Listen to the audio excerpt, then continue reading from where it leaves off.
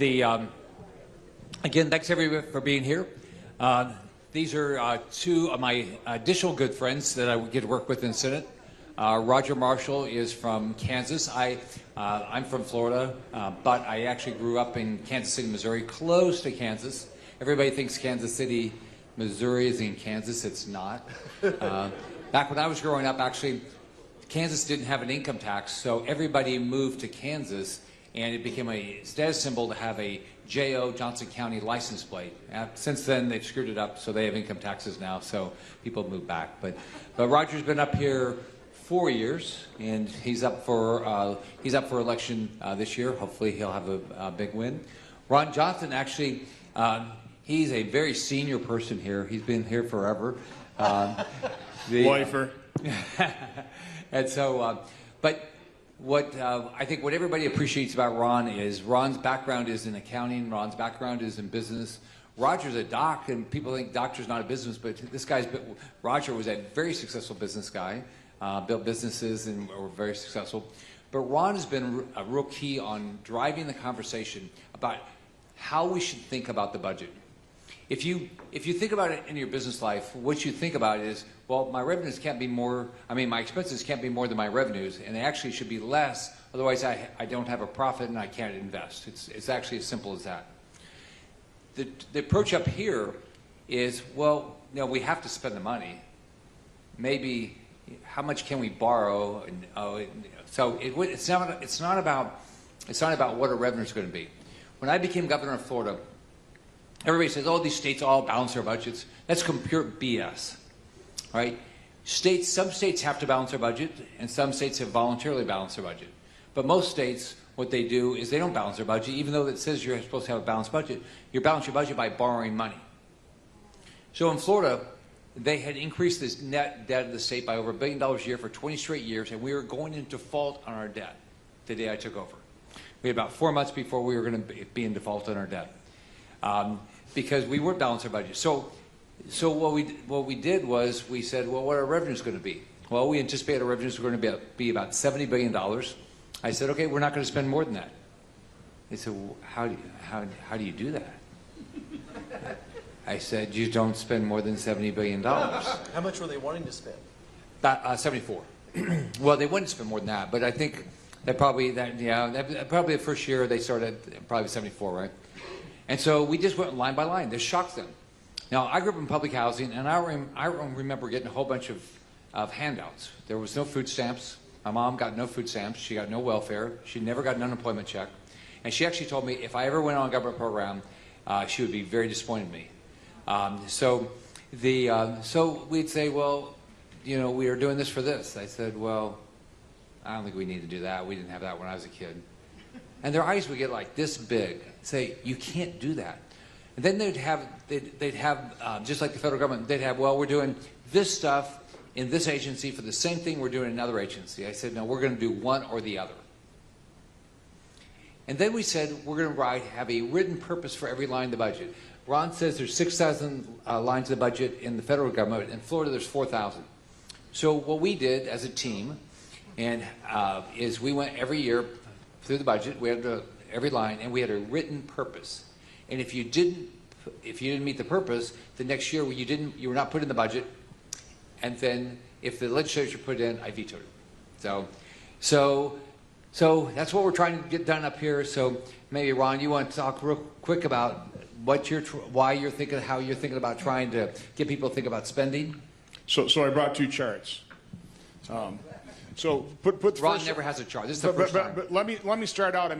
I don't think there's a family in America that if they had a family member become ill and they had to borrow $50,000 to pay for those medical bills, if that family member got well the following year, they wouldn't keep borrowing $50,000 and spending at that level. But that's exactly what we did here at the federal government. So, by the way, about 3 years ago when we were debating one of our omnibuses, I stood up in our Senate conference and I just asked the Republican Senate conference, said, hey, anybody know how much we spent last year? I got no takers. And again, I gave them immediate absolution because we never talk about it. We're the world's largest financial entity. we're supposed to be the board of directors, and nobody knew, including me, I had to look it up, how much in total we spend. I mean, we concentrate everything on less than 30% of the budget, the discretionary, because I asked the Washington Press Corps right after that lunch. They didn't know either. They said, something like $1 billion or $1 trillion. Now, it was 6.5 trillion back then. So anyway, that's what happened. 2019, we spent $4.4 trillion. Then the pandemic, and we had to do something pretty quick, pretty massive, so the markets wouldn't collapse. But we never stopped spending at that level. Next 5 years, we averaged 6.5 trillion. Last year, we spent 6.9. This year, we'll spend about 7.3. So what I did during the Christmas, New Year's break, I started thinking, how can we return to a reasonable pre-pandemic level? And so what I did, why don't you put the next chart up here? I went back in time, and first place I looked is Clinton, back in 1998, which was the first year we actually had a surplus since 1969, spent about $1.7 trillion, and I took that spending and I increased it by the growth in population and inflation, but I used this year's Social Security and Medicare and interest. Okay, I exempted those from that analysis, but everything else I just took that spending, population growth, inflation, and we'd be spending $5.5 trillion as a new baseline. Looked at 10 years ago under Obama. 6.2 is what that spending inflates to. If you just look at 2019 spending, again, take the 4.4 trillion, increase it by population and inflation, use this year's Social Security, Medicare, and interest, we'd be spending $6.5 trillion. Now, I thought what was interesting about the Clinton baseline, Biden is projecting this year revenue coming in about 5.5 trillion. That's probably ambitious, but that's how possible a balanced budget is. And by the way, the Clinton outlays that budget passed the Senate by 79 to 22. McConnell, Collins, Grassley, Graham when he was in the House, John Thune was in the House, but Schumer and Durbin, highly bipartisan bill. Now, I don't think we spent too little in 1998. I don't think we spent too little in 2014. I don't think we spent too little in 2019. The trick is, how do we, in law, how do we legislate back to a reasonable pre-pandemic level? From my standpoint, the maximum we ought to be spending this year is 6.5, and we're spending 7.3. It's $800 billion delta, and the House, unfortunately, listen, I understand the dynamic over there. Their budget resolution, the big beautiful bill, would take us from 7.3 to 7.1. And there's a bunch of us in the Senate saying, appreciate your efforts, but don't even bother, because there is no way, I'll vote, and I think a bunch of us, enough of us will vote for that unless we return to some pre-pandemic level. That's the only leverage we have. We're going to use that leverage. And again, the trick is going to be using rescission and reconciliation, and we can get into more detail about how entirely possible this is. Again, you cannot justify spending 7.3 when we spent 4.4, and if you inflate it, it'll only be 6.5. I'll shut up. So Roger, why is this important? Why is this important to balance a budget? Why is it important to reduce spending? And what do you want to get done? Yeah, so the number one long threat to our children, our grandchildren, now is the national debt. $36 trillion and growing. We're going to spend $1 trillion on interest this year. To Ron's point, we're going to take in and last year we took in $5 trillion and spent $7 trillion. It's unsustainable. You said Florida was 4 months away from bankruptcy, and I mean, you guys are both much better accountants. I mean, is 4 years a good number, that if we continue on this trajectory? Well, the way I look at it is that I don't see how you can get inflation under control unless we balance the budget. I look at this, and if we don't do it this year, then inflation is not going down. And on top of that, think about the numbers. $28 trillion economy. We have to refinance $8 to $10 trillion of treasuries a year and have to sell $2 trillion of new treasuries to the American public. Think about what percentage of our economy we have to keep doing. So I personally don't see how, unless the economy completely collapse, how interest rates come down. Well, if interest rates come down, then if interest rates don't come down, home sales are not going to start growing. We are at the lowest new home sales since 1995. It's a big impact on Florida. So I think if you care about people, you got to get inflation under control. The only way to do it is balance the budget. Whether we do it this year or next year, we're going to do it or we're not going to win elections. So I agree absolutely. So maybe the biggest challenge back home was regulations. Deregulations, I think, will help bring interest rates down, slow down inflation, but the national debt is absolutely part of it as well. Maybe I agree, it probably is the biggest part of it. As long as we have a deficit of $2 trillion every year, we're going to have to print money. That's going to drive inflation as well. And whether it's the national debt, my farmers back home have $1 million operation loan every year. They got $1 million combine. Interest rates went from 2 to 9%. So agree completely. Think about that. So stop and see what you just said. Interest rates went from 2 to 9%. All right, 4.5 times as much interest expense. All right. And so just think about when you bought your first house. When you bought your first house, all you thought about was not the cost of the house, is what was my monthly payment. Right? So if you bought a $500,000 house the day before Biden took office, interest only, for that same monthly payment, you could buy a $175,000 house today. Rick, that takes us to the American dream. So why is this important? All of us have got to live this American dream. We're all pretty much self-made. I'm a first-generation college student that got to go to medical school, part of a bank, part of a hospital. You were a kid from the projects of Kansas City, Missouri. I mean, he's very humble, but this was the bad part of Kansas City. And self-made, Ron picks himself up by the bootstraps, has a big manufacturing company. I think the interesting thing right now is that the businessmen and women are finally coming forward. These two can execute a plan. Everyone's got an idea up here. I think every member of Congress knows we need to do something about it, but these two are folks that actually have a plan how to fix it, and they're leading that charge. Just like as a CEO of a hospital, my CEO, I said, come to the board meeting and you need to have a plan how to balance the budget, not based upon what we need that you want to spend, but based upon our revenue. All right, so Ron, talk us how do you think we can get this done, and talk about the process. Again, it's entirely doable. So what I've done is I've printed out the 5,000 to 6,000 line budgets. I was kind of amazed the government actually put it in a spreadsheet form where we could do them, and I hate to use the word manipulation. Since we don't pass a budget, just so you know. Right. So anyway, so you got the outlays from 2019, you bump it up by population inflation, then you load in projected 2025, and you come up with a variance.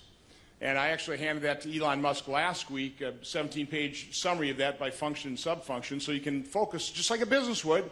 So what's out of line here?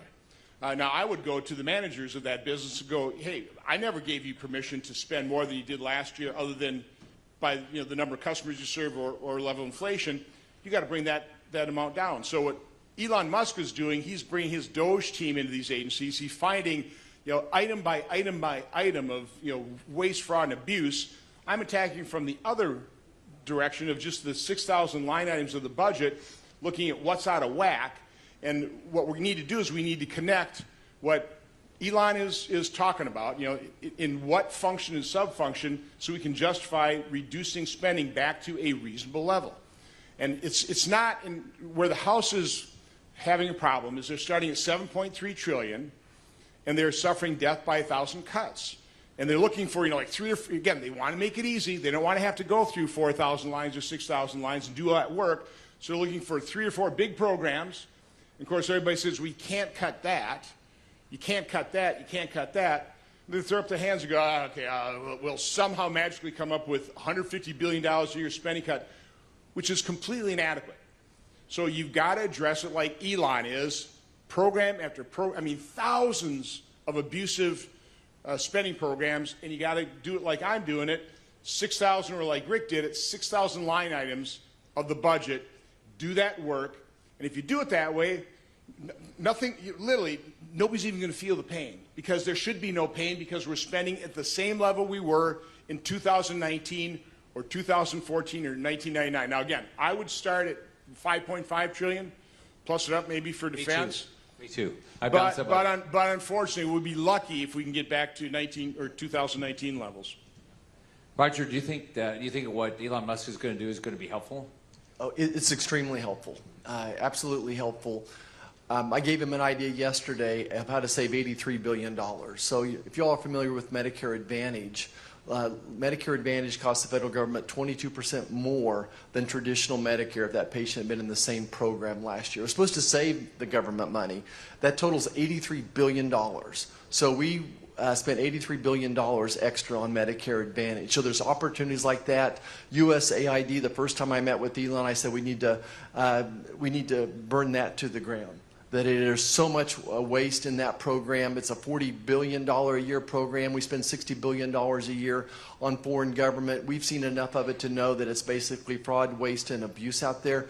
I'll throw out another number. Last year, and this is not Roger Marshall talking, it's not Elon Musk talking, but the GAO, the Government Accounting Office, said the federal government issued $250 billion of improper payments. Not fraud, waste, and abuse. That would be under, I put that under incompetence. Oh, did they get the money back? I mean, like, if somebody at the bank sends you an improper payment, you have to give it back, right? Or do you get to keep it? Yeah, well, first of all, they don't know where, where it went. They can't find it, and no, it's a lot of small checks. So let me just quick hop in because Roger was talking about Medicare. My adjusted numbers leave Medicare alone, leave Social Security alone. You could even leave Medicaid alone and still have $700 billion of expenditures this year that are above and beyond the inflationary increase from 2019. So I know CBO just came out and said you can't meet the House budget number without impacting or looking at Medicare and Medicaid. It's completely false. You can exempt all of those and still look at about a $700 billion amount that's over the inflationary increase over 2019 spending. So again, there's so much rhetoric. All the scoring here is designed to increase taxes and increase spending. It's not to balance the budget. And I want to make it real clear, I'm here to save Medicare. The three of us came to save Medicare, not take care away.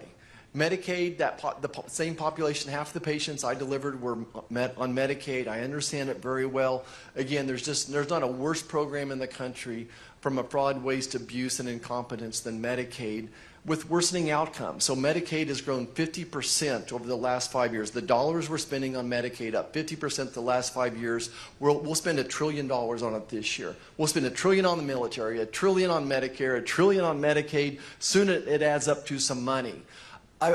And working very hard with the Maha Caucus to figure out how do we provide Make America Healthy again for people that are on Medicaid, people that are on food stamps as well. We'll never get ahead of this if we don't make America healthy again. 60% of Americans with a chronic disease now. Say real quick, the reason Medicaid is doubling in cost that way is because it's not Medicaid anymore. It's Obamacare. People have to understand that. What's destroying Medicaid is Obamacare, the Medicaid expansion, where we're paying 90 cents on the dollar for working age adults, people that can single able-bodied adults without children. So we pay 90 cents on the dollar versus a disabled child 50 to 60%. That's the way Medicaid was set up, to make sure it's a shared program so states would monitor it, not provide benefits to ineligible individuals. With Medicaid expansion, they love signing up ineligible because they actually make money out of it. They tax it. That's one of the gimmicks, one of the legal forms of fraud in Medicaid. So it's completely out of control. I mean, there's some states that are worse than others, California, New York. So again, when you hear that, for example, the House is looking at cuts to Medicaid, think, no, they're going to try and rein in Obamacare that's been just misnamed as Medicaid. And I just want to make a big explanation point here, though. This is not coming from a mean-spirited spot. The best thing we could give these people that the folks that we're talking about is a job. A job is maybe the major health determinant out there. People that have jobs versus don't jobs. Mental health, physical health, it's all tied together. So, I mean, I think what we realize that what we don't do a good job as conservatives is sharing what's on our heart, that we would give the shirt off our backs to anybody that wants to help themselves. So I would take some of the savings in the Medicaid, the waste, fraud, and abuse, and invest it more in community health centers, invest it bringing mental health in the community health centers, bringing nutrition programs, coaching, teaching, those types of things as well. I want to help everyone have their shot at this American dream. There was just a op-ed in the Wall Street Journal that New York, for federal money, per Medicaid recipient, New York gets $3,000, and Florida gets $1,000. So, and in Florida, our Medicaid program works. We bid it out to the private sector. They're responsible for access. They're responsible for quality, right? And we know exactly what we're going to pay every year. Now, think about what Ron went back to and said what happened with Obamacare. So I got elected in November 2010.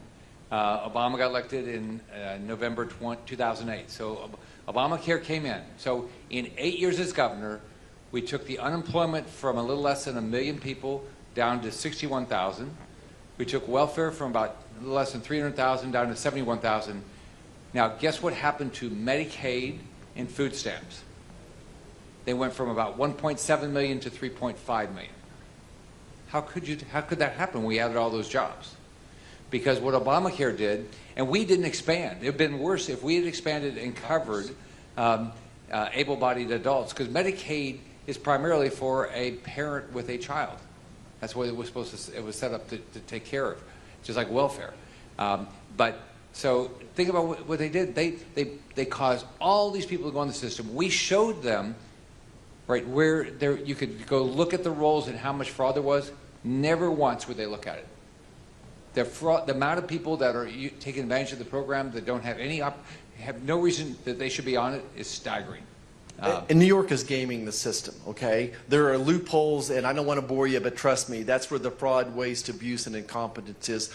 New York is absolutely gaming the system. There are red states are as well, though. I mean, the whole sales tax on healthcare and stuff. I mean, it's exactly what I'm talking But again, it's across the board. It's red states and blue states. It has to be stopped. Yeah. So Ron's right, because what they did was the way Medicaid was set up is the state had to pay its portion. All right, and it's supposed to be done based on the income levels. It's not exactly done that way, but so what happened is the states were saying, well, if I tax providers, I'll get the money that way, and the hospitals say that's fine with me because I'll get more money out of Medicaid. So there was a whole bunch of things like that. Instead, it was supposed to be just general revenue that was going to come in. So all the taxpayers of a state would pay for it, but that's not the way it works. And so it's a game. It's a game to get more federal money, and that's why New York gets $3,000 per Medicaid recipient, and Florida gets $1,000. And if we get $1,000, Puerto Rico, because I put a lot of time into Puerto Rico, they get less than we do, and so they have to run a Medicaid program with less money than even Florida gets. So, but I'm optimistic that we're going to get something done. I don't think it's easy. People are they're thinking the way that Ron is saying that you can't cut, and that's all great. Then you're not worried about any program you care about, because Medicare's going bankrupt, Social Security's going bankrupt. Inflation can't go away, interest rates can't come down. So my belief is it's all going to. We're going to have to do this. Are we going to do it this year? Or are we going to do it next year? And if we don't do it, with regard to elections, if we don't get inflation under control, Roger's up this time. But I just went through a cycle. What do people care about? They care about the border, and they care about inflation. The Capitol is packed, as you know if you're around there, it's packed with people. They all come to my office. All of our offices ask for money. So somebody came in the other day, and I said, you know what? I just went through a campaign. I don't know, did 500,000 events. I said, not one person in my state brought that issue up. I said, they didn't bring up the border. Are you doing anything on the border? They did bring up inflation. Are you doing anything on inflation? I said, do you wonder why President Trump is talking about the border, inflation, spending, waste, all this stuff? Because that's what the public asked about. They didn't ask about a program. They didn't ask about a program.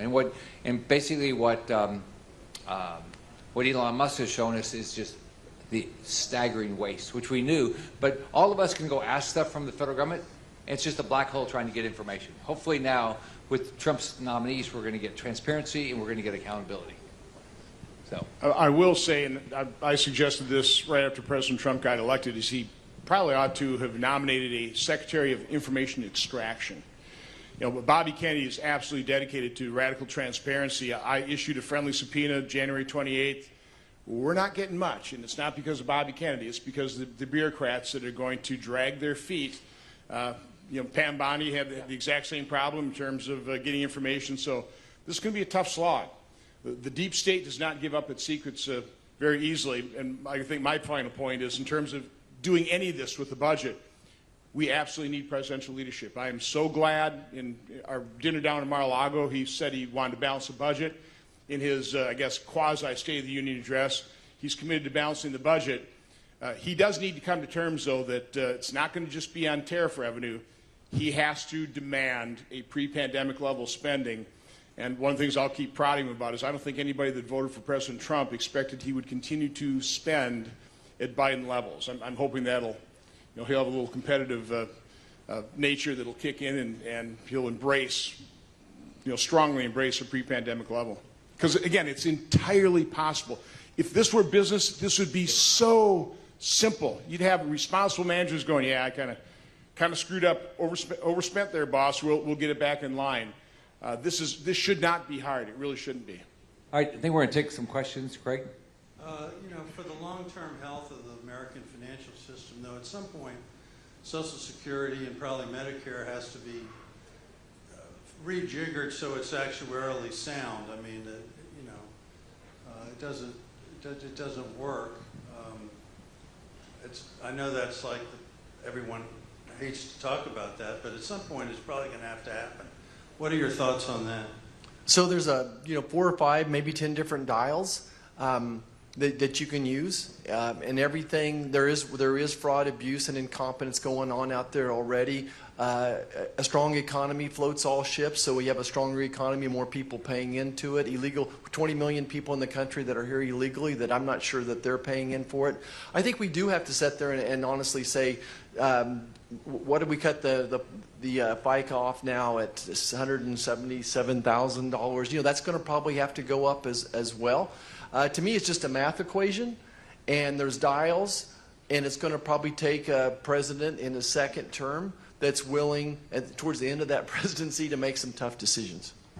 Yeah, right now we have over 50 million people working age. Now, someone might be disabled, but we have 50 million people working age that don't have a job. So if you think about what the revenues would be if they all got back to work. And on top of that, if we could, there's things you can do without cutting any benefits with Medicare and dramatically reduce the cost. And then who knows what we'll see with the real numbers, but if you look at what Trump talked about and what Elon has talked about, there appears to be some fraud. I don't know how massive the fraud is in Social Security. I saw one cute meme that somebody said, my husband threw tea at the Tea Party, my son fought in the Civil War, and Elon Musk now wants to cut me out of my Social Security. So unfair. So let me kind of disagree with the premise, though, because I've shown you if you return to a Bill Clinton budget, pre-pandemic, come close to balancing the budget, which means you could then have the wherewithal to plus up benefits if you had to. Plus, you talk to young people. Again, we've got a baby boom bubble that we've got to get through, and then these things do ease. The pressure eases on that. But you talk to young people and ask them, what do you think you're going to get out of Social Security? They go, nothing. Well, it's wrong. No, they'll get 75 to 80%. So again, that's a group of people that'll be the beneficiaries that expect to get nothing.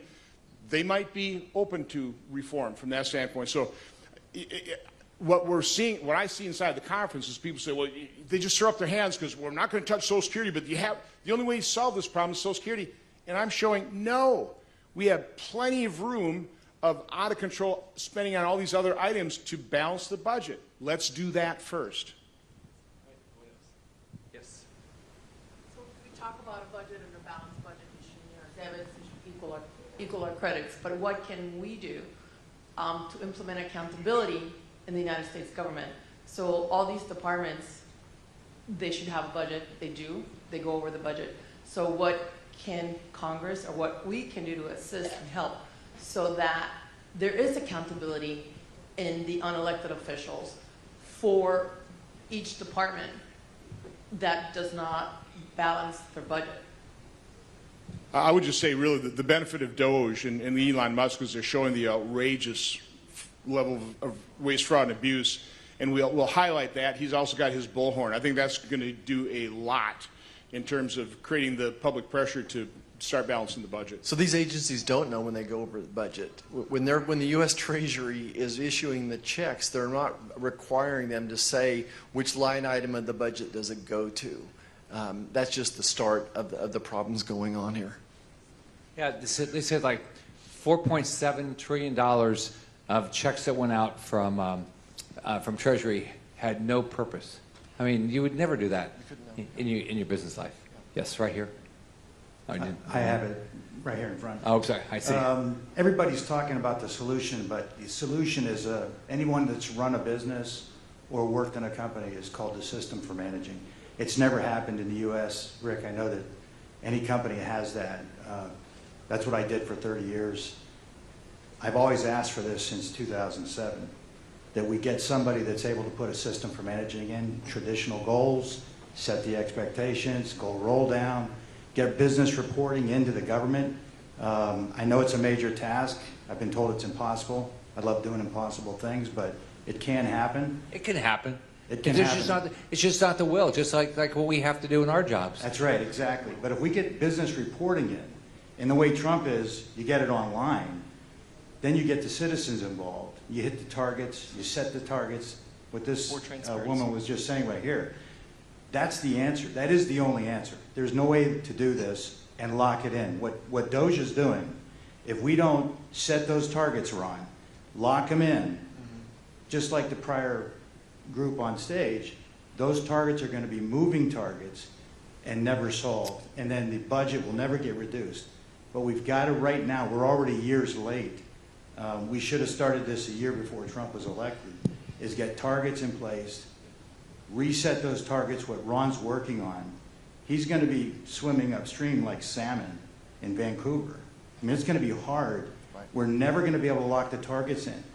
Your chart is perfect. I saw it, I don't know when it first came out, about a year ago or something, but when you put that chart out, you've got to reset those targets. You've got to negotiate, set the business reports, and start getting that locked in. Otherwise, we're done again. Thanks. All right, I want to thank everybody for being. Give a big round of applause for our panelists.